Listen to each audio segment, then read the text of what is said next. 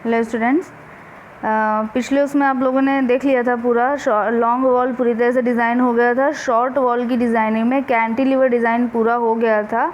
Outer face के लिए vertical wall design हो चुकी थी, वो आप लोगों ने देख भी ली थी डायग्राम में। बाकी कुछ रेनफोर्समेंट कैलकुलेट हुआ था, लेकिन अभी उसको देखा नहीं था क्योंकि अभी उसका डिज़ाइनिंग पूरा नहीं है, उसमें और भी रेनफोर्समेंट कुछ ऐड होगा। तो एक केस जो था जो पूरी तरह डिज़ाइन हो चुका था, जिसमें टैंक जो है वो एम्प्टी था और सिर्फ अर्थ प्रेशर लग रहा था। अब जो आप लोग देखेंगे उसमें क्या है, टैंक जो है वो फुल है और एक्टिव अर्थ प्रेशर जो है वो प्रेजेंट नहीं है। टैंक पूरी तरह से फुल है लेकिन एक्टिव अर्थ प्रेशर प्रेजेंट नहीं है। इस केस के लिए देखना है आपको, ठीक है। तो देखिए स्लैब एक्शन, अब ये चूँकि ये क्या है, ये शॉर्ट वॉल है तो स्मॉल एच हाइट के लिए कैंटिलीवर इफेक्ट जो है वो क्रिएट करेगी और बाकी capital H minus small H height ऊपर जो है उसके लिए स्लैब एक्शन क्रिएट होगा, ठीक है। तो उसके लिए हमें क्या चाहिए, हमें बेस पे मतलब अगर हम लोग 1 मीटर हाइट पे जाके हम लोग उसको बेस माने और फिर हम लोग उस पर प्रेशर कैलकुलेट करें, तो देखिए क्या कैलकुलेट होगा। क्या है, वाटर है तो मतलब गामा डब्ल्यू यानी unit weight of water 9.8 multiplied by capital H minus small H. Capital H है 4, स्मॉल एच है 1, यानी 4 - 1 मतलब 3। वैल्यू आ गई प्रेशर की 29.4 किलो न्यूटन पर मीटर स्क्वायर। इस प्रेशर की वजह से जो कॉर्नर्स पे जो बेंडिंग मोमेंट आएगा वो कितना आ जाएगा, माइनस का P H into B square by 12। B का वैल्यू कितना है, शॉर्ट वॉल है, बी का वैल्यू क्या हो जाएगा, 4 हो जाएगा। कैलकुलेट करने पे वैल्यू आया 392.2। ये जो वैल्यू नेगेटिव दिख रही है इसका मतलब है कि रेनफोर्समेंट कहाँ होगा, जिधर साइड फोर्स लग रहा है उधर साइड ही टेंसाइल फोर्स क्रिएट करेगा। मतलब अब जो फोर्स लग रहा है वो इनर साइड से लग रहा है, तो इनर साइड पे अब कॉर्नर्स पे ये जो रेनफोर्समेंट प्रोवाइड की जाएगी वो इनर साइड पे कॉर्नर पे प्रोवाइड की जाएगी और हॉरिजॉन्टल डायरेक्शन में प्रोवाइड की जाएगी, ठीक है। इसके थ्रू जो रेनफोर्समेंट आ रहा है उसको हम लोग ST4 से रिप्रेजेंट करेंगे और क्या फॉर्मूला हो जाएगा, M/σ ST into J into D। Value आ गई दिस। अब इस वैल्यू को जो हमें प्रोवाइड करना है कहाँ पर, इनर पोर्शन में कॉर्नर की साइड में प्रोवाइड करना है। अब फिर से शॉर्ट वॉल पे जो है हमें डायरेक्ट टेंशन चाहिए। शॉर्ट वॉल पे डायरेक्ट टेंशन कैसे निकलेगा, प्रेशर इस capital H minus small H height पे और मल्टीप्लाइड बाई L/2। L की वैल्यू कितनी है, 10 है, तो वैल्यू कैलकुलेट करने पे कितना आ गया, ये 147। अब 147 मल्टीप्लाइड बाई 10⁻³ किलो न्यूटन को न्यूटन में चेंज किया, divide by sigma ST, value आ गई 1130 mm²। ये रेनफोर्समेंट हमें कहाँ देना होगा, ये रेनफोर्समेंट हमें देना होगा इनर फेज में, क्योंकि ये किसके थ्रू है, डायरेक्ट टेंशन के थ्रू है। इनर फेज में कॉर्नर के पास भी और मिडिल फेज पे, दोनों पे देना होगा, ठीक। तो अब सेंटर पे मैक्सिमम बेंडिंग मोमेंट कितना आ जाएगा, P H B square by 16 आ जाएगा। अब वैल्यू रखी, जो वैल्यू कैलकुलेट करने पाई 29.4। एरिया ऑफ स्टील इसके लिए कितना चाहिए, M/σ ST into J into D। Value आ गई 854। ये वैल्यू हमें कहाँ पे प्रोवाइड की जाएगी, मिड पॉइंट पे प्रोवाइड की जाएगी, क्योंकि बेंडिंग मोमेंट सेंटर पे था। अब ये पॉजिटिव है मतलब, और जो वाटर का जो इफेक्ट हो रहा है वो इनर साइड पे हो रहा है। पॉजिटिव रेनफोर्समेंट, पॉजिटिव मूवमेंट आ रहा है मतलब कि आउटर साइड पे। मतलब ये जो बेंडिंग मोमेंट, ये जो इस बेंडिंग मोमेंट की वजह से जो रेनफोर्समेंट आएगा वो मिडिल पार्ट में प्रोवाइड किया जाएगा और आउटर फेज में प्रोवाइड किया जाएगा, ठीक है। अब हमें दोनों फेजेस में हम लोग टोटल रेनफोर्समेंट कैलकुलेट कर लेते हैं। तो देखिए कॉर्नर पे सिर्फ एक यही रेनफोर्समेंट था और ये आउटर फेज की बात हो रही है, और मिडिल पे सिर्फ यही रेनफोर्समेंट था। टोटल रेनफोर्समेंट इनर फेज में थोड़ा सा बढ़ जाएगा, क्यों, क्योंकि ये वाला रेनफोर्समेंट जो हमने उसके लिए दिया है, डायरेक्ट टेंशन की वजह से जो रेनफोर्समेंट आया है वो रेनफोर्समेंट क्या होगा, दोनों में ऐड किया जाएगा। जो वाटर की वजह से जो डायरेक्ट टेंशन आया है वो इनर साइड में जो कॉर्नर पे जो रेनफोर्समेंट आ रहा है उसमें ऐड किया जाएगा। इनर साइड में कॉर्नर पे रेनफोर्समेंट आ रहा है ये, और उसमें क्या किया जाए, ऐड किया गया। टोटल वैल्यू आ गई ये, क्योंकि इसकी वजह से भी रेनफोर्समेंट कॉर्नर साइड में इनर साइड में जानी है, इसकी वजह से भी रेनफोर्समेंट कॉर्नर साइड में इनर साइड में जानी है। तो एक साथ ही टोटल रेनफोर्समेंट को एक साथ ही स्पेसिंग कैलकुलेट करेंगे। इसी तरह मिडिल पार्ट की रेनफोर्समेंट, ये रेनफोर्समेंट किसकी वजह से निकली है, जब हमने सिर्फ अर्थ प्रेशर कंसीडर किया है, अर्थ प्रेशर की वजह से सेंटर पे जो पॉजिटिव बेंडिंग मोमेंट आया उसकी वजह से जो रेनफोर्समेंट है वो ये है। और ये रेनफोर्समेंट क्या है, वाटर की वजह से जो डायरेक्ट टेंशन आया उसकी वजह से रेनफोर्समेंट है, दोनों डायरेक्शन में। ये रेनफोर्समेंट मतलब इनर साइड में हर जगह दी जाएगी। तो फिर ये अब ये चारों के लिए जो 4 AST आपको दिख रही हैं उन AST को आपको चेक करना है AST मिनिमम के लिए। तो सभी जगह तो सही बैठ रहा है, सिर्फ ये फेल हो जा रहा है, तो यहाँ पर हम कितना प्रोवाइड कर देंगे, AST मिनिमम प्रोवाइड कर देंगे।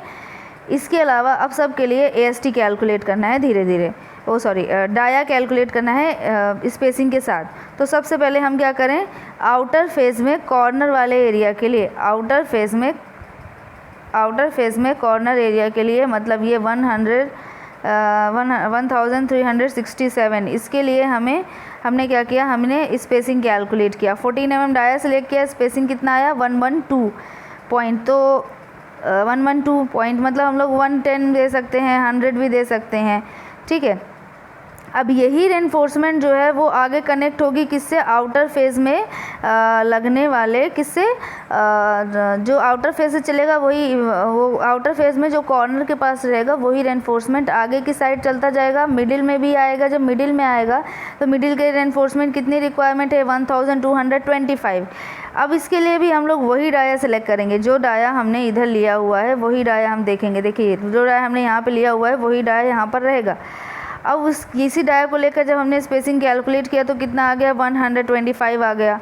तो देखिए अगर हम यहाँ पर वैल्यू कितनी सेलेक्ट करते, हम यहाँ पर मान लो 100 mm dia select, 100 mm spacing select कर लेते तो, और यहाँ पर आ जाता 200 mm स्पेसिंग आ जाता, तब तो ठीक था। सपोज़ यहाँ से 2 रेनफोर्समेंट आगे चली तो जब मिडिल पे पहुँचा तो एक रेनफोर्समेंट को हमने आगे नहीं जाने दिया, दूसरे रेनफोर्समेंट को आगे बढ़ा दिया, तब ये हमारा क्राइटेरिया फिनिश है। लेकिन अगर ये वैल्यू जो अभी आ रही है उनको देखिए तो 112 और ये 125, ये दोनों एक साथ तो प्रोवाइड नहीं की जा सकती। तो सीधी बात है इस 110, इसके लिए भी क्या होगा 110। देखिए शायद हमने फाइनल में यही सिलेक्ट किया होगा।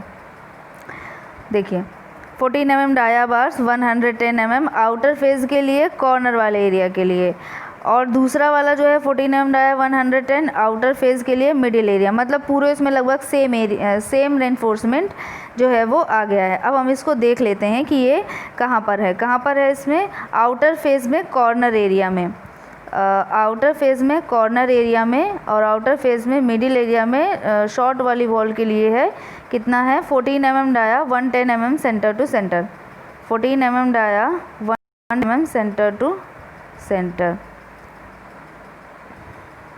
ये देखिए शॉर्ट वॉल के लिए है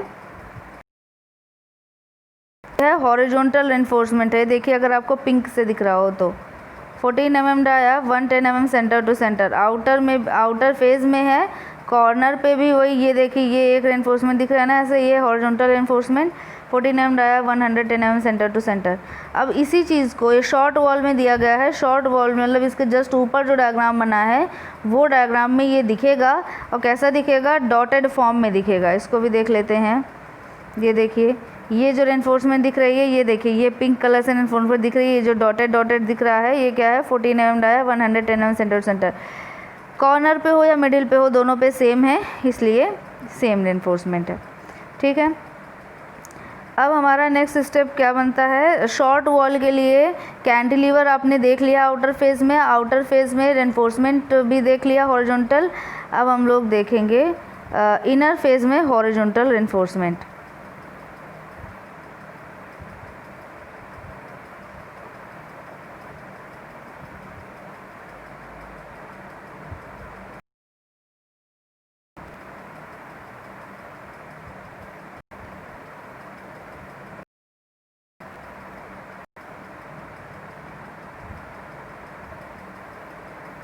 ये देखिए जो AST हमने कैलकुलेट की थी टोटल, उस AST के लिए अब हम लोगों को देखते हैं। ये टोटल AST देनी है, कॉर्नर एरिया में देनी है, हमने डाया सेलेक्ट किया 18 और AST जो स्पेसिंग आया वो आया 112। दूसरा AST है ये जो कि किसके लिए है, मिडिल पार्ट के लिए है, लेकिन अब हमने जो डाया सेलेक्ट किया है वही डाया हमें यहाँ लेना पड़ेगा। स्पेसिंग कैलकुलेट किया कितना आया, 118 आया। तो हम लोग क्या कर सकते हैं, इसमें भी हम 1-1-10 ले लिया हमने, इसमें भी 1-1-10 ले लिया, ठीक है। तो अभी भी वही क्राइटेरिया है कि जैसे पहले था कि या तो अगर ये 1-1-10 है तो आगे हम लोग स्पेसिंग जो है वो 220 ही देंगे, हम उससे कम जो है या उससे ज़्यादा तो नहीं दे सकते, ठीक है। तो देखिए अब हमें जो देना है वो क्या देंगे हम, 18 mm dia 110 mm centre to centre, 110 mm centre to centre, और ये जो रेनफोर्समेंट है वो इनर फेज में होगी 18 mm 110। ये देखिए ये जो रेनफोर्समेंट आपको दिख रही है 18 mm 100, देखिए ग्रीन से दिख रहा है, ये देखिए ये जो डॉटेड दिख रहा है हॉरिजॉन्टल रेनफोर्समेंट है, तो वर्टिकल वाले इसमें डॉटेड दिखेगा 18 mm 110 mm centre to centre. Corner हो या मिडिल हो दोनों में सेम आ गया है, अभी के केस में सेम आ गया है, लेकिन ज़रूरी नहीं कि हर बार में सेम आ जाए, अलग अलग भी रेनफोर्समेंट आ सकता है। सेम इसी चीज़ को जब हम लोग क्या देखेंगे, ऊपर से देखेंगे तो ये हमें शॉर्ट वॉल में एक क्या दिखाई देगा, एक लाइन की तरह दिखाई देगा, ये देखिए ये दिख रहा है, ये वाला लाइन इनर साइड में देखिए ग्रीन कलर से दिख रहा है, ये 18 mm 110 18 mm 110 तीनों जगह पे सेम होगा, ठीक।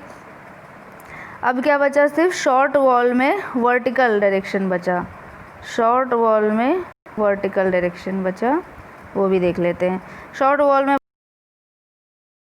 ऑब्वियसली क्या होगा, स्मॉल h हाइट के लिए कैंटिलीवर इफेक्ट वाटर की वजह से देखेंगे हम लोग, ये cantilever effect bottom up to small h height, देखिए वाटर की वजह से देखना है। तो बॉटम पे कितना प्रेशर आएगा, gamma W into capital H, value आएगा कितना 39.2, हाइट कितना h हाइट पे bending moment 1/2 into base into height 1 metre into height by 3, value आ गई बेंडिंग मोमेंट की, दिस इस बेंडिंग मोमेंट इधर में sigma ST into J into D, value आ गई 188। फिर से इसको चेक किया ST मिनिमम के लिए, तो ST मिनिमम ज़्यादा है, तो ST मिनिमम अभी भी ST मिनिमम के लिए हमने कैलकुलेट किया था कितना 14 mm dia @ 120 mm centre to centre, vertical bars inner face पे 14 mm dia vertical bar inner face पे, यानी जब आप इसको कैसे देखेंगे, हम लोग ऊपर से देखेंगे, क्रॉस सेक्शन ऊपर से देखेंगे तो कैसा दिखेगा हमें, डॉटेड फॉर्म में दिखेगा इनर फेज में। 14 mm dia 120 mm centre to centre, 14 mm dia 120 mm centre to centre, ये देखिए ये रेनफोर्समेंट दिख रहा है, ये 14 mm dia 120 mm centre to centre, inner वाला जो डॉटेड फॉर्म में दिख रहा है इनर वाला वो ये है। अब इसी चीज़ को अगर हम लोग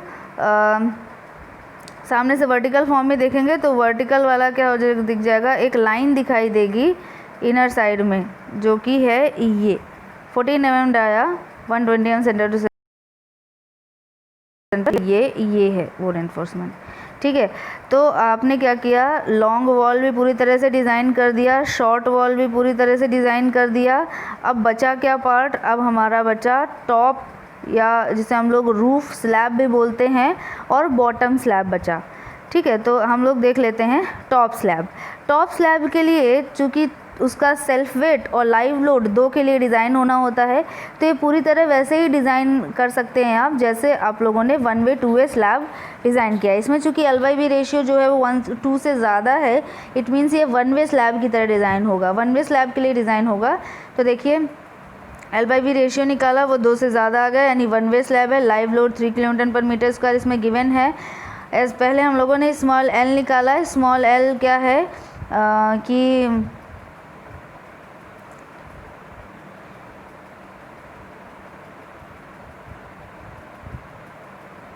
स्मॉल l जो है वो इसमें हमने प्लस किया है 0.34, वो देखिए कैसे होता है। देखिए ये जो l जो है उसमें हम लोग जब कैलकुलेट करते हैं, ये जो L/D यूज़ किया जाता है उसमें हम लोग क्या करते हैं, या तो l + d या फिर सेंटर टू सेंटर डिस्टेंस, इनमें से जो ज़्यादा वैल्यू होती है वो हम लोग ले लेते हैं। और l जो यूज़ किया जाता है वो ये जो l b में से जो छोटा वाला होता है, यानी b यूज़ किया जाता है। तो b हो गया मतलब 10 और 4 में से हो गया 4। इसके अलावा जब D हमें अभी पता नहीं है तो D वाला क्राइटेरिया तो छोड़ देंगे, बचा क्या हमारे पास टोटल लेंथ मतलब विथ यानी B और प्लस जो सेंटर टू सेंटर है जो उसमें सपोर्ट लगे हुए हैं, तो वॉल्स ही इसमें सपोर्ट है। और वॉल की थिकनेस कितना आया है 340 mm था, तो 340 mm/2 + 340 mm/2 ये दोनों साइड हमने ऐड कर दिया, तो हमें जो लेंथ मिला वो कितना मिला, 3.34 मीटर मिला। अब L/D रेशियो जो है वो हमें 25 रखना है। D की वैल्यू जो है वो कितना आ गया, 175 आ गया। D की वैल्यू 175 mm हमने ले लिया, 173 आ रहा था, उससे बढ़ा के 175 mm ले लिया। इफेक्टिव डेप्थ हमने रखा 25 mm, तो टोटल डेप्थ कितना आ गया, 200 mm आ गया। अब हम लोग L इफेक्टिव के लिए देखते हैं। L इफेक्टिव इक्वल टू क्या हो जाएगा, L इफेक्टिव मतलब कितना हो जाएगा, B प्लस D। D कितना है, अभी जो D आया है वो आया कितना, 0.175, यानी वैल्यू आ गई दिस। ओके, अब हम लोग को सेल्फ वेट कैलकुलेट करना है। तो सेल्फ वेट जो है वो पूरे क्रॉस सेक्शन, मतलब पूरा जो बेस स्लैब जो ऊपर से देखने पे जितना स्लैब पूरा दिख रहा है उसमें पूरे उसमें इक्वली डिस्ट्रीब्यूट होगा। तो सीधी बात है, उसमें फिर थिकनेस मल्टीप्लाइड बाई इसका यूनिट वेट, RCC का यूनिट वेट मतलब 5 किलोमीटर पर मीटर स्क्वायर आ गया। लाइव लोड 3 किलोमीटर पर मीटर स्क्वायर गिवन है। टोटल लोड कितना आ गया, 8 किलोमीटर पर मीटर स्क्वायर आ गया। ठीक है, इस टोटल लोड को बियर करने के लिए कितना, इस टोटल लोड की वजह से कितना मोमेंट आ जाएगा, तो WL²/8 आ जाएगा। और W जो है वो यही है, L जो है वो L इफेक्टिव जो भी कैलकुलेट किया है डिवाइड बाई 8, वैल्यू आ गई दिस। अब इसको बियर करने के लिए कितना D चाहिए उससे भी सेटिस्फाई कराना पड़ेगा। तो इसको बियर करने के लिए M/RBD² से हमने D कैलकुलेट किया। D का वैल्यू आ गया 98.4।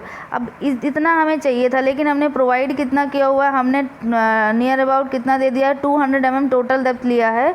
मतलब कि स्मॉल d हमारा कितना आया है, 175 mm आया, जो कि सेफ कंडीशन में है। तो अब इस मोमेंट को बियर करने के लिए जो AST चाहिए वो निकालते हैं। तो moment divide by sigma ST into J into D, value आ गई 870। अच्छा 890। अब इसके लिए मिनिमम रेनफोर्समेंट कितना है, मिनिमम रेनफोर्समेंट देखा तो 700 आया, यानी ये जो वैल्यू है ये हमारी सही है। EC/ST को हम लोग देंगे। 12 mm डाया हमने सिलेक्ट किया, और 12 mm डाया के लिए जो रेनफोर्समेंट आया 126 आया, मतलब 120 mm centre to centre distance हम लोग दे सकते हैं। और ये दोनों डायरेक्शन में दिया जाएगा, मतलब कि एक बार हम लोग पैरेलल टू लॉन्ग डायरेक्शन और दूसरी बार में पैरेलल टू शॉर्ट डायरेक्शन, इस तरह दिया जाएगा। ठीक है, अब बात आती है कि यहाँ पर हमने दोनों फेजेज़ में क्यों नहीं दिया, क्योंकि ज़रूरत नहीं थी। अगर आप चाहें तो दोनों फेजेज़ में दे सकते हैं। तो क्या करना होगा, बस ये जो 120 mm सेंटर टू सेंटर दिया है इसको हमें 240 mm कर देना होता। तो 240 mm तो हम लोग दे नहीं सकते, क्योंकि टोटल थिकनेस कितना है, 200 mm है। तो क्या होगा, हमें 240 को हम लोग 240 लेकर 200 mm ले लेंगे। तो हमें दोनों डायरेक्शन में कितना 200 mm centre to centre spacing 12 mm dia के साथ प्रोवाइड कर। लेकिन मैंने जो डायग्राम लिया है उसमें हमने क्या किया है, हमने सिर्फ एक ही लेयर रेनफोर्समेंट की डाली है, दोनों X एंड Y दोनों डायरेक्शन में। तो अभी जो रेनफोर्समेंट, अभी इसका रेनफोर्समेंट डायग्राम में कहाँ है वो भी आप लोग देख लीजिए। 12 mm dia at the rate 120 mm centre to centre. ये इसमें आपको दिखा होगा ये वाली डायरेक्शन, और ये दोनों ही वो क्या हैं, दोनों ही 12 mm dia 120 mm centre to centre, 12 mm dia 120 mm centre to centre. दूसरे में भी दिखेगा, ये देखिए 12 mm dia 120 mm centre to centre, 12 mm dia 120 mm centre to centre, ये और ये रेनफोर्समेंट। ठीक, तो अब क्या है, यहाँ तक में आपका रूफ स्लैब भी डिज़ाइन हो गया।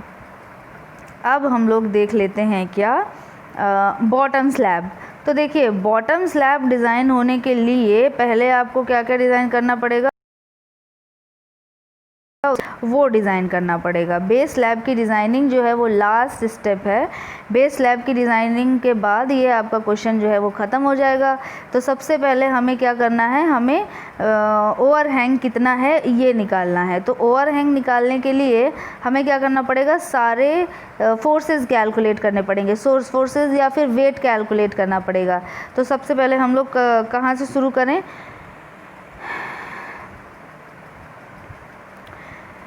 Weight of the top slab.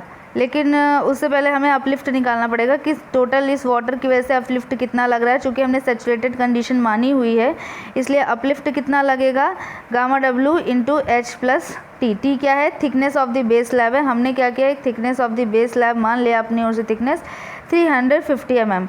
अगर वैल्यू जो बाद में इसे हम क्रॉस चेक करेंगे और ये वैल्यू जो है अगर कम आती है तो हमें इसको बढ़ाना पड़ेगा। ठीक है, तो uplift pressure gamma W into H plus T, value आ गई दिस।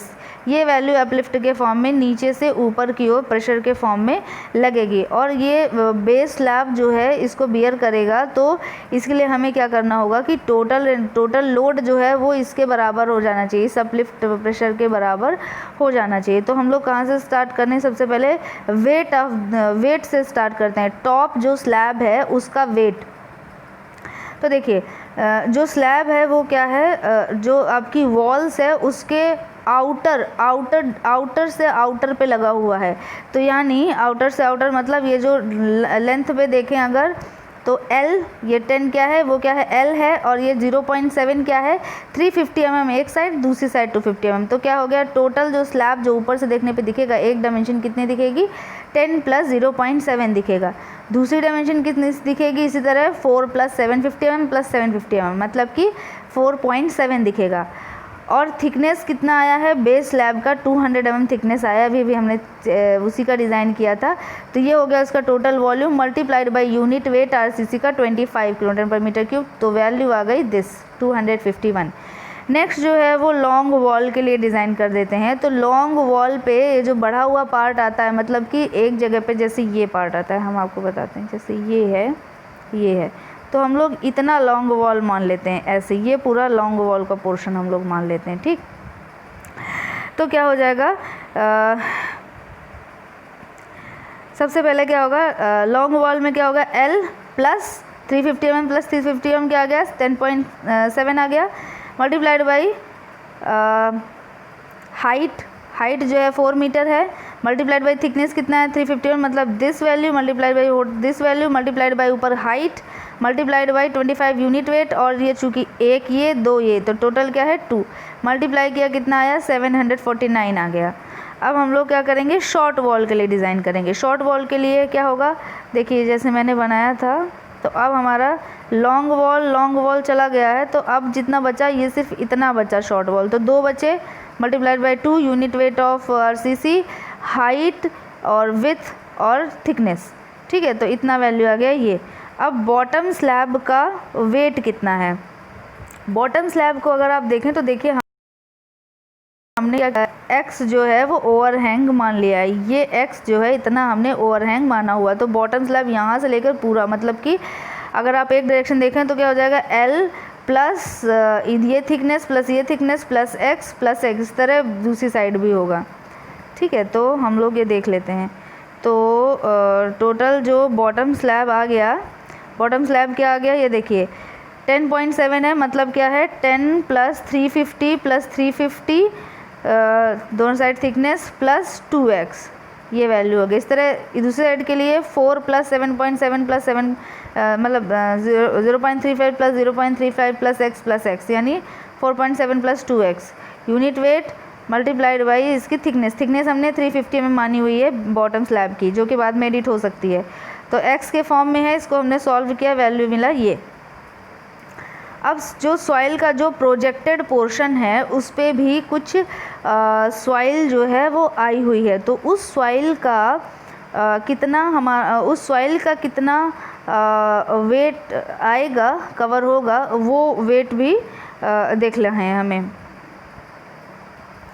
ठीक है। तो सॉइल में कितना जो प्रोजेक्टेड पोर्शन है, तो पूरा जो जैसे अब हमें क्या चाहिए देखिए टोटल अगर हम देखें तो टोटल बेस स्लैब अगर ये है, ठीक है, इस बेस स्लैब में ये जो है ये इतना जो है ये और ये मतलब ये हमारी वॉल है, ये जो मैंने अभी बना दी है वॉल है, ये प्रोजेक्टेड पोर्शन है।